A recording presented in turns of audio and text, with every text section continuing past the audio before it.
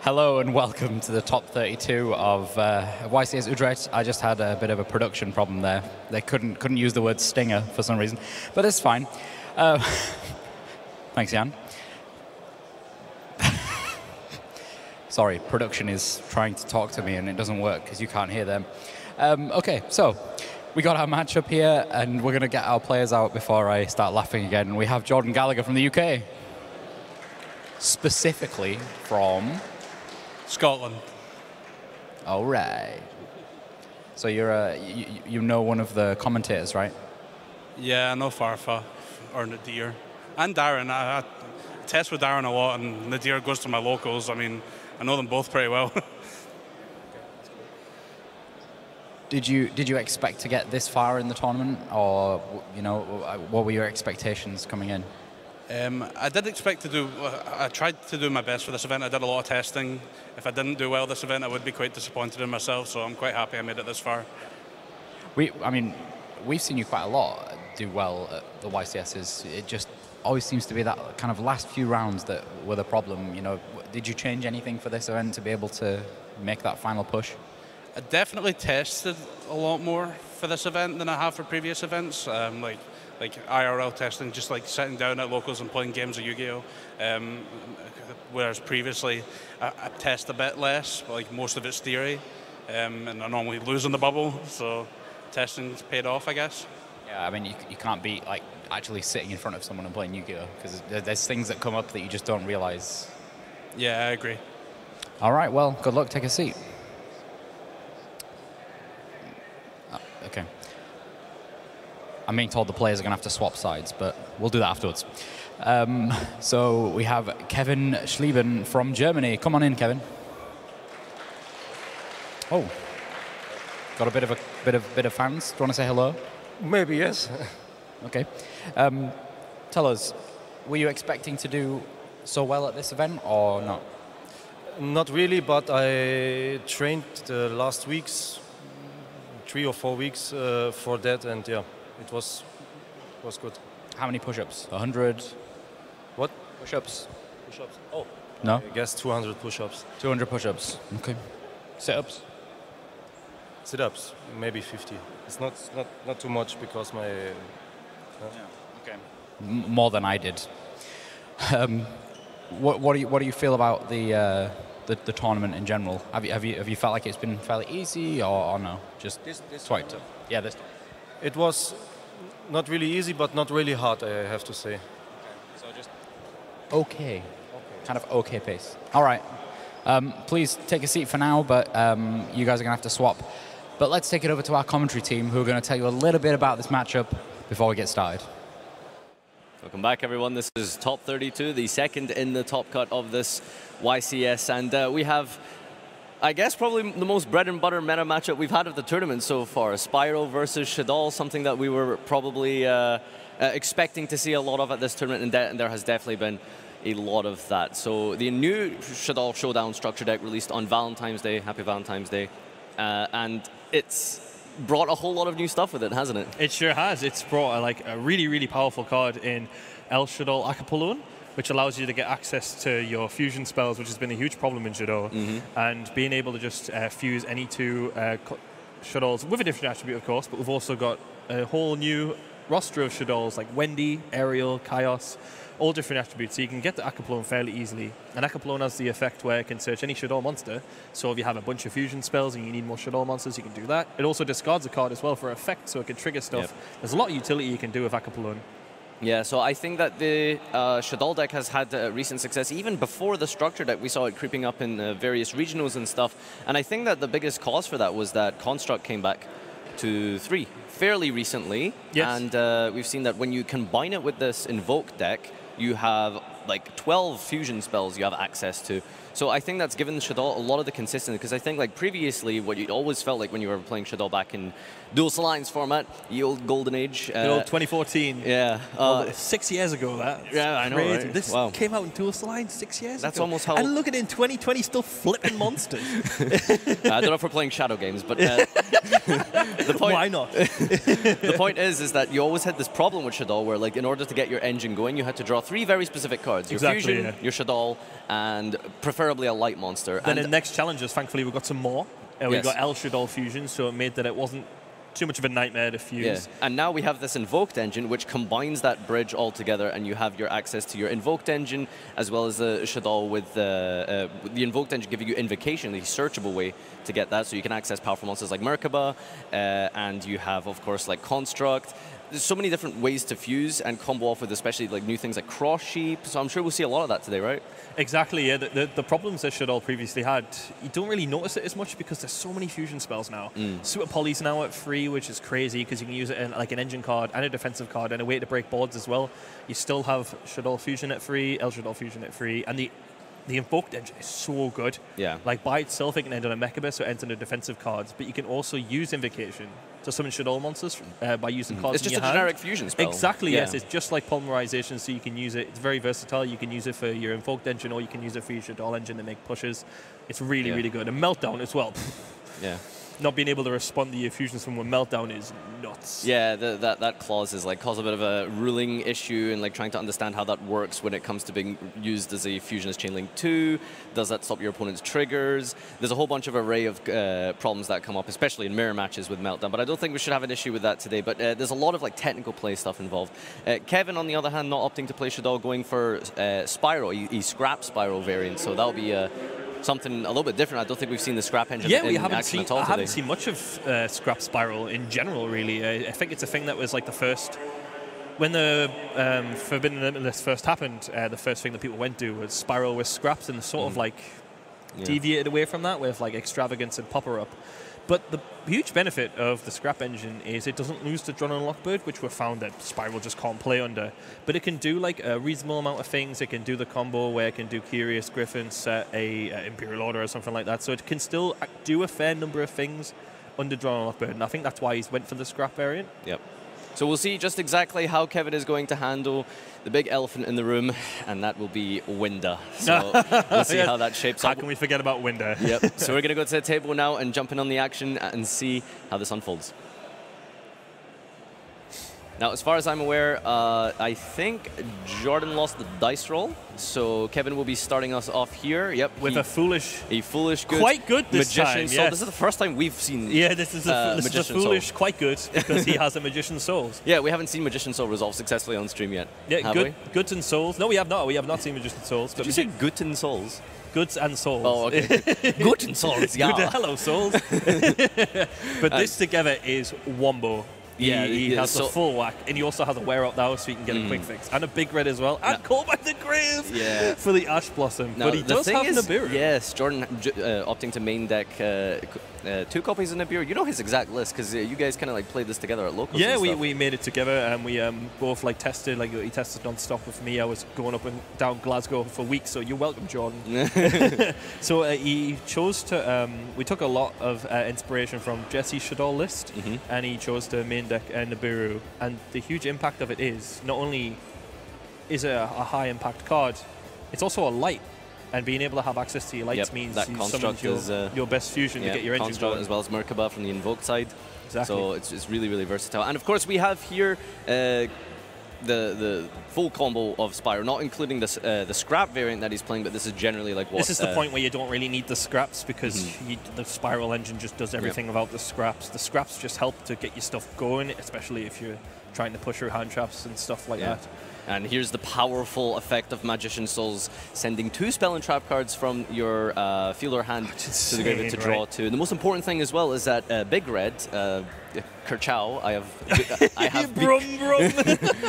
Car, is, it doesn't destroy the monster that it's attached to. But he's just ashed the Helix, but it just got caught by the Grave, so he might be in a bit of a pickle here. Yeah. But yes, going back to Magician Souls, being able to just get you 2 fresh cards, and you also get a +1 as well. Sorry. It trades in the Ferrari for a Lamborghini or an Aston Martin, since it is based off 007. Oh, there you go. So we have him, the Ash being so clutch here versus Helix in most cases. He's playing Dinges as well. Oh, yeah, he is indeed. Those usually help you extend it to something like Curious, I believe, right? Yeah, since he's playing the Scrap Engine, it makes sense to play Dangers so he can like extend into Curious, because the typical build won't really play Curious. He has Nibiru here. The best time in Nibiru is when they've used Quick Fix effect to summon itself, because then it'll get banished, which will cut him off from a lot of his resources. And he absolutely has Special Summon 5 times. So I'm wondering if he's thinking whether to drop Nibiru here, if Quick Fix was in fact Special Summon by its effect. Because you don't want him to overlay into a rank 1, because then you'll be able to detach the Quick Fix and then summon it again. So you definitely want to avoid that. It looks like he's now deciding what to arrange with Droll here, and I think that's a Shaddoll fusion that he's put to the very bottom there, and then he... Not that it matters, because he's already got one. Yep, that is true. And a Hedgehog, and I think that was also a Juggler, perhaps? He probably put the... Yep, yeah, he put the Juggler on top. Damage Juggler. Which is good, because it means if he uses Nibiru, he still has another light. Oh, there we go. He goes. That's Bam! Absolutely huge. Rock Boy This for 6! For 6! For 6 monsters. Crazy. Away they go. I think the most important thing here to note as well is that this Quick Fix is removed from play. It's going to get banished, yes. Yeah, so have a nice token, there you go. I think we should probably try and do the maths here. So that's 0, and that's 13, 1. It's not going to stay there for very long. I know. It's going to be big. It's going to be quite big. 14, 26, plus Helixes. Big booty because of Master Plan's 2-8. Yeah. But I don't think there's any other defense there, so it's literally just drones 2-8. I think it's 2-9 because drones has 100. I don't think Construct particularly cares anyway. Yeah, just attack. Start a damage step, pop Special Summon monster.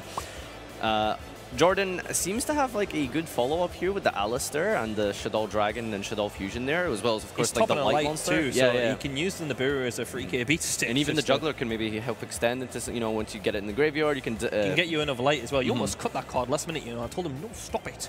It's literally 2 lights, yeah. You send it off Shaddoll Fusion, and then you can banish it to add another light. So in the hand of Kevin, we'll see how he's going to be able to extend here. Is that a resort on the field? Yep, that gets him the last resort. I'm not sure where you would go with this. He still has a big red. He still gets sleeper with this, doesn't he? Did he resort for it? Yes, he Spyral. He's hard on the sleeper. No, he switched it off Master Plan. Oh, right, yeah. So he's still going to have sleeper Master Plan to deal with. Not Master Plan. Last resort. So he still has sleeper last resort to deal with, which is not that much of a problem for Shaddoll because all your stuff floats, but it is still going to be a little bit annoying. It's really kind of interesting how you can Nibiru a player for 6 monsters and still end with such a powerful Towers-like monster where it's just unaffected, not unaffected, but untargetable. It's unaffected too. It can't be destroyed by a battle or card effect, and it can't be targeted because last resort is quickly. Well, it's really, really good. Technically isn't unaffected, but... It's because it can't be destroyed. Yeah, but cannot be destroyed isn't the same as unaffected. Because then it would be... Because then it implies it's immune to Boral. Well, technically it would be immune to Boral, I'm just saying. Okay, Mr. Man. Mr. Man. Okay. Even with the Nibiru, you're right, though. He's still in on a pretty nuts board. He still has a lot of resources. He's got a Master Plan, which can get him a mission. You can use Rescue to recycle his resources. He has lost the Quick Fix, which is limited his current position right now. But in the long run, if he doesn't get OTK'd, he could potentially bounce back from this, because one thing that makes Spyral really good is it's really grindy because of its utility in the main deck with stuff like Sleeper, Agent, and Tough, being able to have really good removal. And they're just big too. Like Master Do you think maybe in a long-term grind game, maybe Shaddoll has the edge? It depends, because Shaddoll has to fuse, which uses a lot of cards, and not all the Shaddoll monsters replace themselves. So a fusion deck can just naturally run out of steam because you need a lot of cards to play. You don't really have many one-card plays. And since he doesn't have an extra deck monster on the field, Shaddoll Fusion won't be able to... Is there any reason he didn't just pop the Nibiru here on his own turn? I don't see... yeah, no. He could have just popped that for free. Maybe he wanted to play around evenly matched in the main deck. Here comes the all-important fusion spell. And that goes with the Dragon and the Juggler here. Do you think you hit the Resort with the Dragon? Absolutely, yeah. Resort is so strong in being able to just add once per turn. He didn't get to use Barricade Ball Blocker, so he couldn't do the play where you could just like let it go to grave and then add it back. So I'll definitely... The only thing he can... Well, he can't pop the last Resort because it can't be targeted. He could hit his back row, but he knows it's Rescue. So there's no real point in popping that. It's such a, like... really hard sort of soft lock to get through, where like your Spyral monsters can't be targeted. So in order to remove the sleeper, you have to get through the resort, then get through the last resort, and then finally deal with the sleeper. It's a lot of walls. Yeah, just by itself, you have to like jump through a lot of hoops for Not it. unbreakable though. Not completely He's did the unbreakable. first step. He's got rid of a card Resort, that he can't really add back unless he does Barricade Ball Blocker, Mm-hmm. but that takes turns. So his grind game has gotten significantly worse, but he can still like find it difficult to play for this sleeper because he had to use 2 cards, bear in mind, to stop his full board. He had to use Ash, who got caught by the Grave, and he had to use a Nibiru, which is not an engine card. So I'm interested to see how he's going to get himself out of this situation where he's low on cards. But thankfully, Damage Juggler adds another light. So it gives him more cards. There is some floating and replacing themselves of resources, so that card advantage is definitely going to be caught up by Shaddoll. It just really kind of depends here. I suppose like this clutch moment of this duel is going to be, of this specific duel, is going to be decided by just exactly how the sleeper gets used, I think, right? You have to really make sure you use it at the correct time. Right now, I don't see a good time because 2 of the cards in the field will float. You'll draw a new card and also add a fusion. The fusion won't do anything because he's already used it, so I think it will be an okay time to do it on the Rock and Construct. But I'm not sure. Now he has El Shaddoll no, I thought that was El Shaddoll Fusion, sorry. He also has Alistair. Yeah, so he can no point popping that because he can just banish it from Grave with Invocation. Yeah, one more fusion spell is going to be obtained here. I think what he could have also done, I'm not sure if we can just bring up the graveyard really quick. So it seems that he sent Squamata and Wendy with the Shaddoll fusion. So he might have sent El Shaddoll Fusion to the graveyard? No, that's exactly what I was thinking. Like, if he sent the El Shaddoll card, then one construct leaves the field. Oh, it's because he used Dragon to pop, so he had one less way to get into his engine. Because Dragon isn't really an engine card, it's just a Shaddoll monster. Yeah, so he had sent Squamata, which sends the Wendy, yeah. To try and accrue some kind of advantage on board here, just to like try and make sure that he has something, I suppose, remaining after the sleeper. Exactly. But I think what he'll be forced to do next is he's probably going to link into either Alistair or Cross Sheep.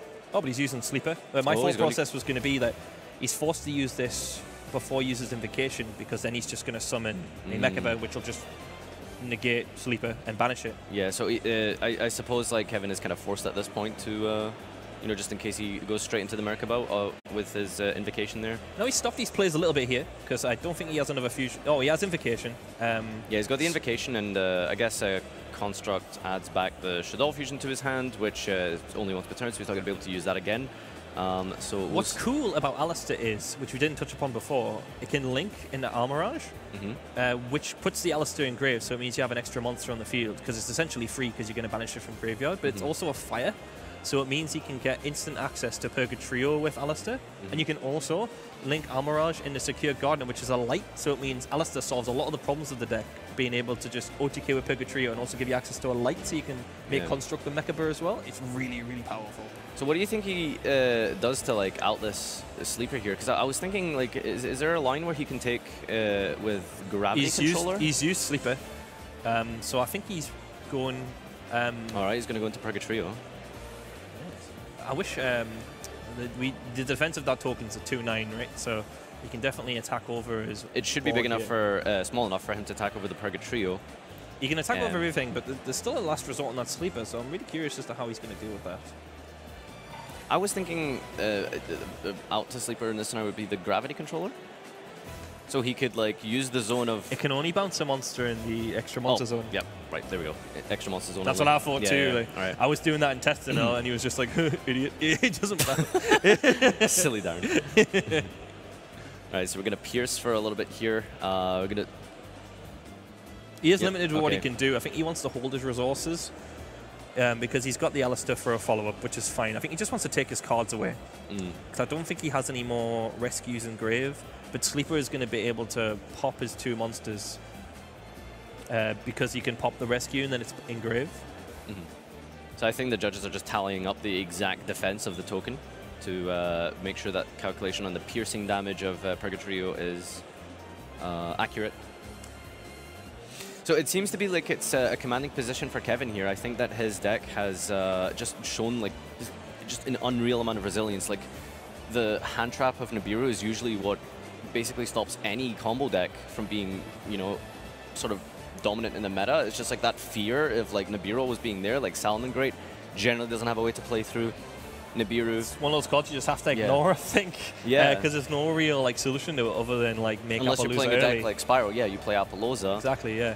Which is something he could have done earlier, but I think a reason why we wanted to main Nibiru is because people aren't mindful of it. People just forget it's there. It's one of those things that come in and out of the format. Don't really expect a game one, right? Exactly, it can just steal games, and you have to like take advantage of those games where your opponent is just not thinking about these things. Yeah. And I imagine it would have stolen a lot of games, especially game one. People just not being mindful of Nibiru, because who is? Because you can't be mindful of everything. Yeah. Oh, this is good. He's used Foolish Burial to send Agent, and he's using Rescue to add it back. This is what I was saying before about Spyral's utility and resilience, and able to just keep pushing even outside of the combo, because it is just a good deck in general. Ooh, he has Magician's Souls again. Another Magician's Souls here. You can use this to get 2 draws potentially if he wants. You think perhaps in the long term, Jordan should maybe do some kind of like a tactical scoop to game 2, because it seems like he's I'm not sure. He's not out of options here. I don't think. Or how do you really like come back from like the sleeper lock here? And he has Shaddoll fusions, so he can hope his opponent is going silly to the and goes in the extra deck. Yeah, he doesn't have to rely on the extra deck here. He's got a. Oh, he had to banish the Helix, didn't he, to summon the sleeper? So his opponent can just like use his monsters like sleeper and swing with Agent because it's big enough. He just does not need to fusion here because he's getting a lot of advantage. He's going to draw 2 fresh cards. 2 more cards being drawn here by Kevin. And I didn't catch the other one. Oh, he is going to the extra deck. He might be thinking game here. Do you think there's probably a way to game here? Yeah, I for sure. You can make Boral Sword. But he has to be mindful that there's an Alistair in hand. But I think Boral Sword won't care about that. I suppose maybe Jordan's continuing to play to try and maybe some kind of bluff like a second Nibiru or something. I suppose once he sees that, once he goes battle phase, he's probably thinking, yeah, that's it, it's over. But he probably just wants to see his opponent do it. Actually, there's a beast there too. I completely forgot there was a beast there. Yeah, there is a face down beast. So and I Sleeper mean, hasn't used its effect to pop either. Yeah, so all he's going to be able he's about to do. All he's going to do is get a pop from that, I suppose. And the beast could potentially draw into an out here. I don't know what the out would be. It would be Nibiru. It would just be another Nibiru, yeah. Why didn't he wait to see what he drew? Yeah, he could have waited to see what he was going to draw there, I suppose. Maybe he could have held that clutch Nibiru. I suppose. But I think we're only, how many copies we're playing? 3? It's not like, I mean, I would have been curious to see what his top deck was, but if it was Nibiru, that would have been scenes. Absolute scenes. But yeah, even though Nibiru was like mashed down at the correct opportune time, we've seen that Spyral is just so incredibly resilient, and when it works, I just can't wait to see the scrap combo in place. Like I want to see like the full like Wyvern, bring back scrap, recycler, mistiming. A lot of people probably don't know what that means. We won't have to deal with it, don't worry. But that full combo, like being able to do the entire Spyral board, just with like 2 cards, recycler plus your rescue. Yeah.